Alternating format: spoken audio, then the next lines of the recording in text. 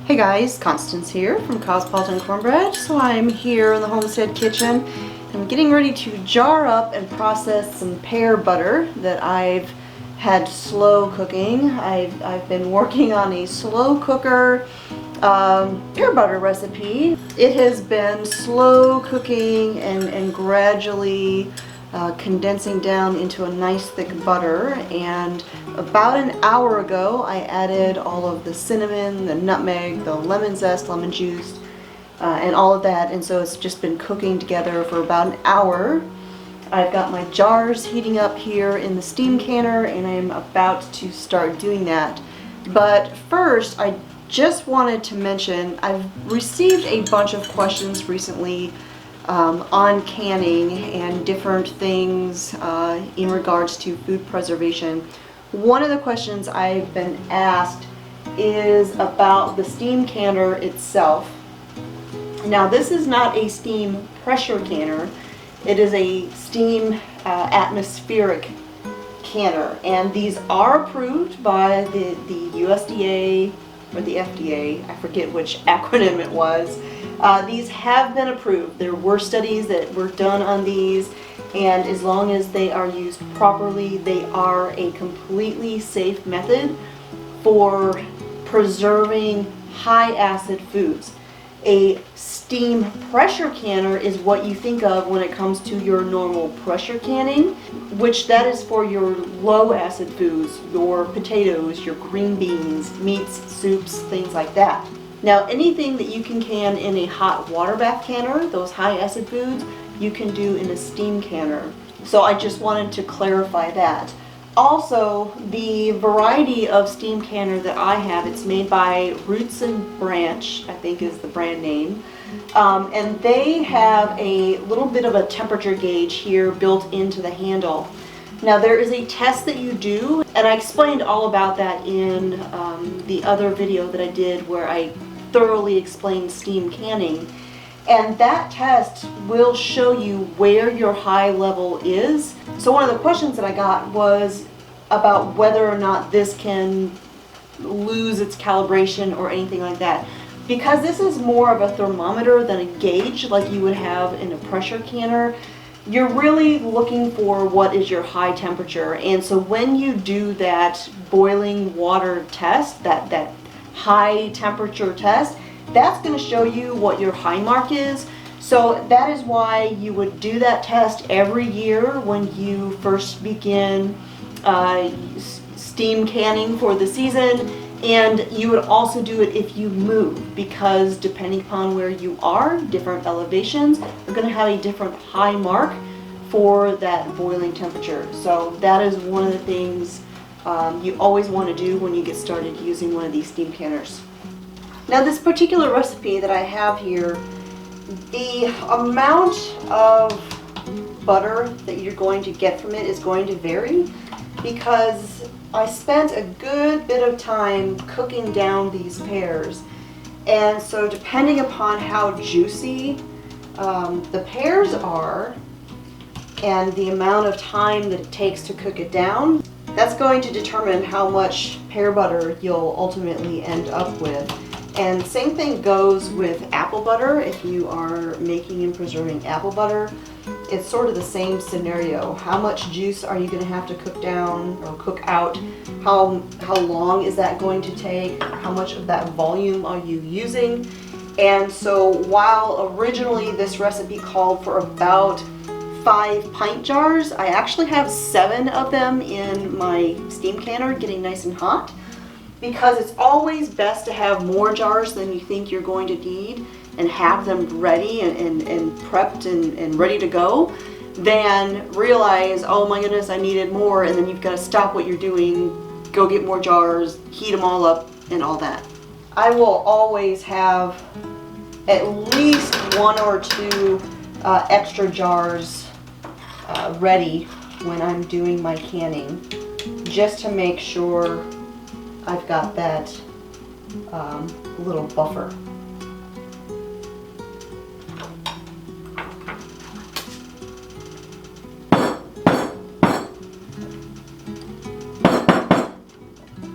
Now I had someone suggest to me a couple weeks ago or a week ago in regards to practicing with the reusable lids. And they suggested that every time I do a batch of canning, that I go ahead and do a jar with the reusable lids instead of taking the time and canning batches of hot water, to just do one with every batch. And I thought, you know what, that's a great idea. Since I'm doing all of this canning anyways, why not do one in every batch with the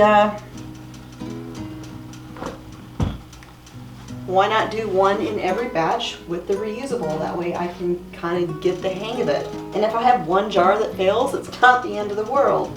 So what I have learned is to just finger tighten it and then process it. And then once the jar comes out, instead of just leaving it like you would with your regular metal lids, you go ahead and tighten it down nice and firm, and then let it sit there and cool down and let that vacuum suck it down into place. And since I've been doing it that way, they have worked every time. So I'm excited. I'm still not brave enough to do an entire batch with the reusable lids yet, but I'm sure I will get there at some point. Maybe when I run out of my metal lids. Now, another question that I have gotten is in regards to jar sizes.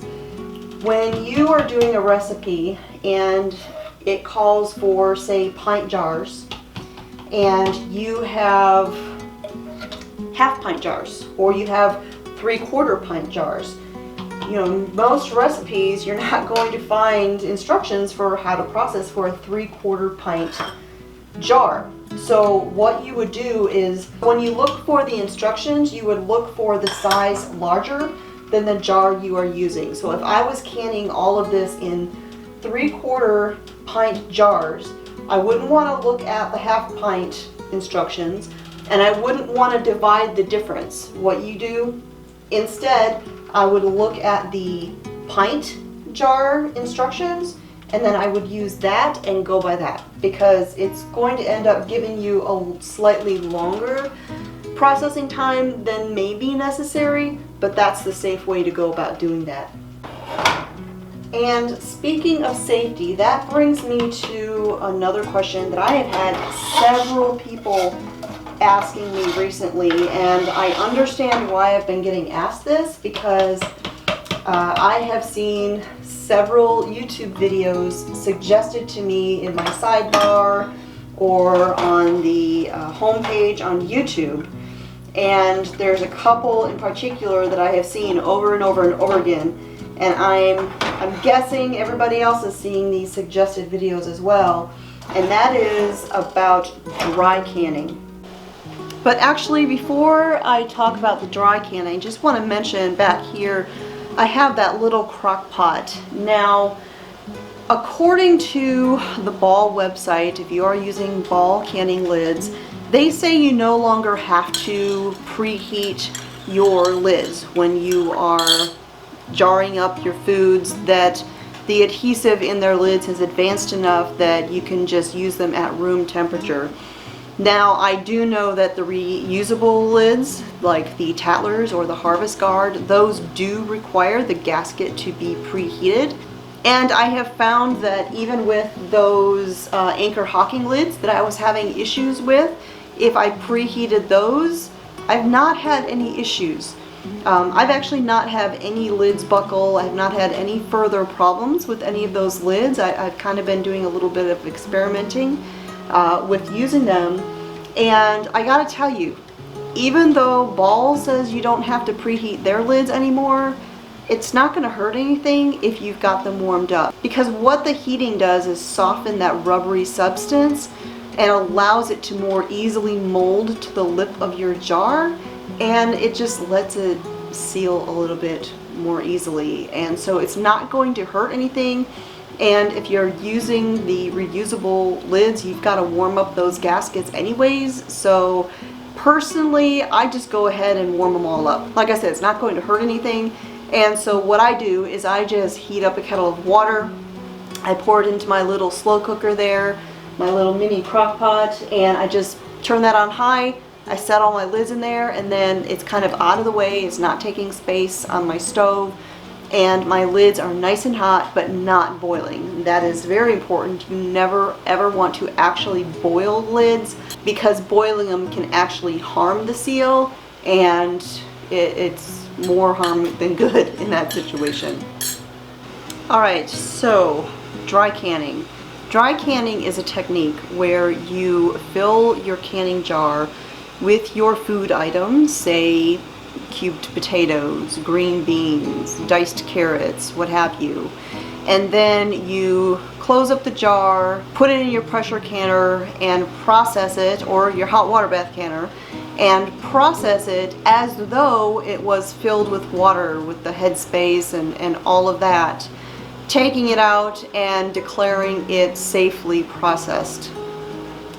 Now, I had read a while back that dry canning was actually very dangerous. I knew that this was not something that was considered wise to do, but I was having a hard time finding the documentation. And when I had several people reach out to me asking me what I thought of dry canning, if this was something that I would do, I went on a bit of a search to look for that, and I spent probably a couple hours trying to find the documentation specifically about dry canning, and pardon the pun, but I was coming up dry. So I reached out to the National Center of Home Food Preservation and contacted them, and they were gracious enough to email me back right away, and they said, thank you for asking us about this. It is definitely not a safe method for canning. Here's why. When you are canning your foods, you're not just getting it hot, you are getting your food to a specific temperature that will kill off any sort of spores, particularly those for botulism. And botulism is a danger when it comes to low acid foods. High acid foods are not at risk for botulism, but low acid foods like potatoes and carrots and green beans especially, those are.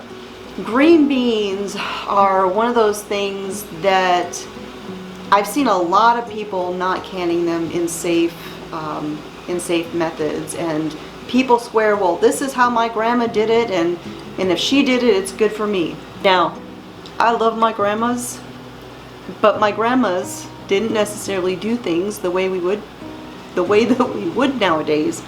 There are studies, there is research, there is science that teaches us that maybe the way grandma did something isn't actually the right way, and you know, maybe the fact that grandma did that and she was okay and the whole family was able to eat the food and everybody was healthy and never had food poisoning, that's kind of like saying that it's totally safe to run across the railroad tracks just because you did it 20 times and you never got hit by a train. But what if you did it just one more time and that train was a little bit closer than you thought it was? I'm just saying. Botulism is a bacteria, and it's not everywhere. It's not in every kitchen necessarily. It's not evenly distributed all around our environment. But you have no way of knowing if it's in your environment. Botulism is odorless, it is colorless, it is tasteless in food. You have no idea it's in there until a person starts getting sick. And when it comes to botulism, this is not E. coli or salmonella, which are both bad too. Botulism can not only cause paralysis, but it can be fatal. So to me, it is not worth the risk. So will I ever dry can food? No. You know, I can all of this food, the potatoes, the green beans, all those things that I have there in my pantry.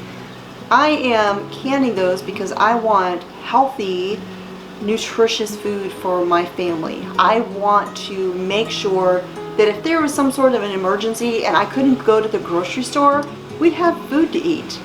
So to me, canning food in a risky way totally undermines the whole point of doing all of that.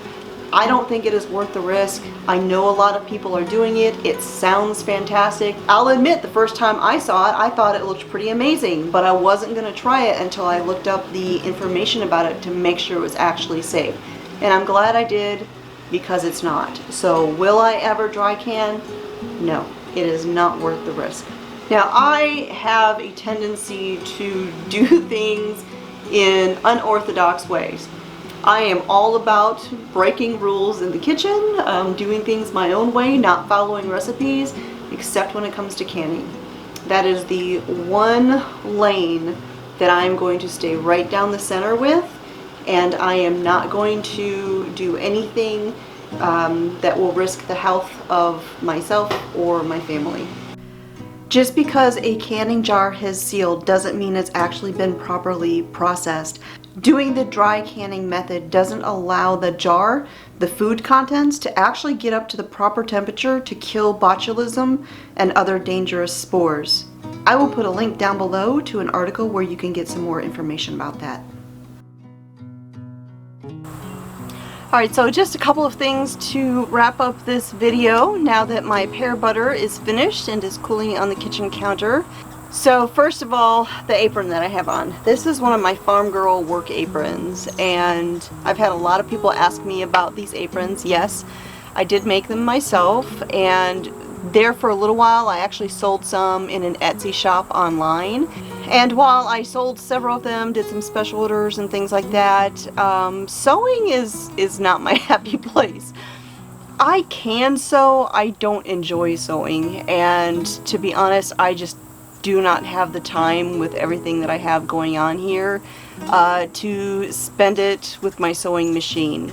That said, I have promised to put the pattern of how to make this very easy apron on my website, cosmopolitancornbread.com, but I am dedicating some time to film and sew one of those aprons in the next couple of days, and so there will be a video coming up with a step-by-step how I make this apron, as well as, you know, all of the instructions, and it will be in an article, post, all that on my blog, and you will be able to find that. So I had planned on doing that back in the springtime, but then garden season kicked off and I didn't have the time. And so now that things are calming down, I will be doing that tutorial at last. I've had a lot of people asking me about it, and I promise it is coming very soon. Secondly, and this is a little bit of an announcement, every autumn I like to do a giveaway. Now, what am I going to do for the giveaway this year? I'm not going to tell you, not yet, but I will say that as you are watching this video, there may have been a couple hints as to what this year's giveaway is going to be. Now, that said, if you are subscribed to my free newsletter, one of the perks of getting my newsletter is sometimes you get heads up for things that are coming. And so if you are a newsletter subscriber, you will be in on what the giveaway is before everybody else knows. So that is it. I'm going to wrap this up for today because I need to get to work getting things put away. We've got a big old storm system rolling in. Thank you, Laura. And we are now under a tornado watch. So yeah, we're just going to make sure everything is secure and hope for the best. So that is it. Thanks for hanging out with me again here today. My name is Constance from Cosmopolitan Cornbread, and I'll talk to y'all next time.